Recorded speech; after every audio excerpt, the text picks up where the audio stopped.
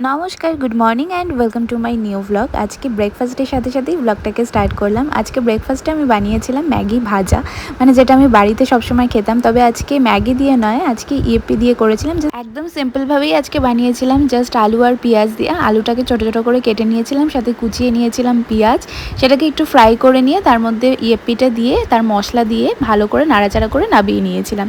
আর আজ হচ্ছে 18ই আগস্ট, মঙ্গলবার। আজ মনসা পুজো, যদিও এটা আমার শ্বশুরবাড়িতে হয় না, এই পুজোটা আমার বাবার বাড়িতে হয়। মা কিছু ক্লিপিংস আমাকে পাঠিয়েছিল, সেটা তোমাদের সাথে একটু পরে শেয়ার করছি।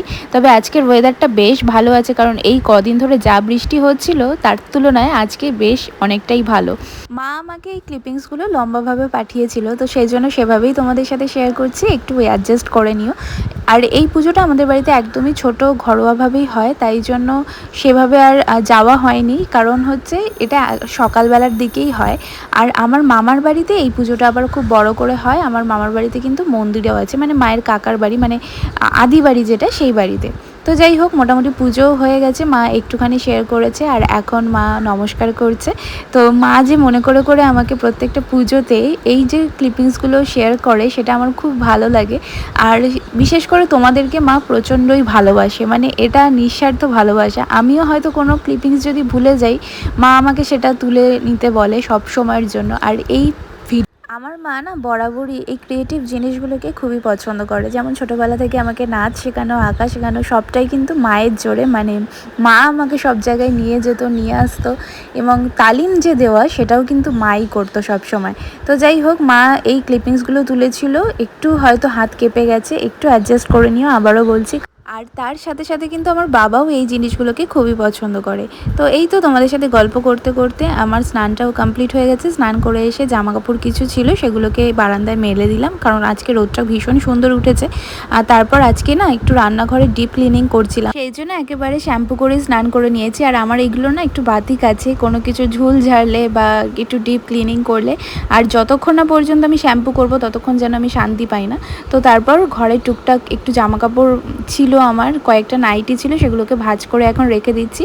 আর এর মাঝখানে কিন্তু আমার খাওয়া দাওয়া সমস্ত কিছু হয়ে গেছে। এই কদিন ধরে না এত বৃষ্টি হচ্ছিল আমাদের এইদিকে যে জামাকাপড় কিছুই শুকোচ্ছিল না, আর কিছু ধোয়াও যাচ্ছিল না, তাই অনেক নাইটি জমে গিয়েছিল। তো সেগুলোই এখন বেশ ভালো শুকিয়ে গেছে, তাই এনে ভালো করে ভাঁজ করে রেখে দিলাম।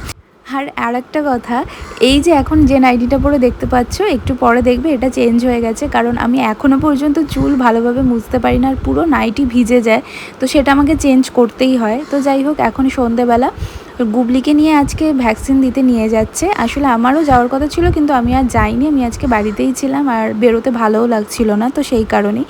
আর আজকে আমি বাড়িতে একদমই পুরো একা, মানে একা মানে পুরোই একা। অন্য সময় কেউ যদি বাড়িতে নাও থাকে, তাও গুবলি আমার সাথে থাকে, কিন্তু আজকে ও চলে গেছে, মানে যেহেতু ওকে নিয়েই উদ্দেশ্যটা।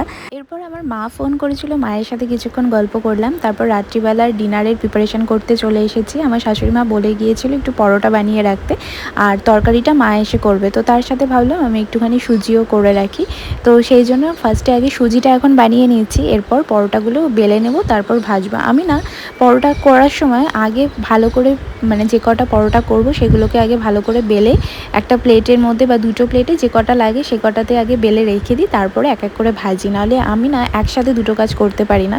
আর তার সাথে সাথে অনেককে দেখি যে দুটো তিনটে চারটে একসাথে করে পরোটা ভাজে, তো সেটাও আমি পারি না, আমাকে একটা একটা করেই ভাজতে হয়।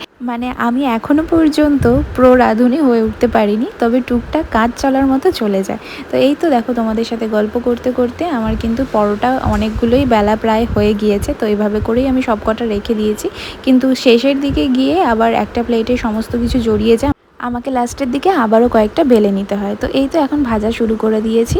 তো এরই সাথে সাথে আজকের এই ছোট্ট ব্লগটা এখানেই এন্ড করলাম। দেখা হবে নতুন আরেকটা ভিডিওর সাথে। বাই। আজ যেহেতু মনসা পুজো ছিল, তাই ভিডিওর শেষে এসে জয় মা মনসা বলেই ভিডিওটাকে এন্ড করছি। আর মা মনসা যেন সবার মনস্কামনা পূর্ণ করে সবাইকে ভালো রাখে।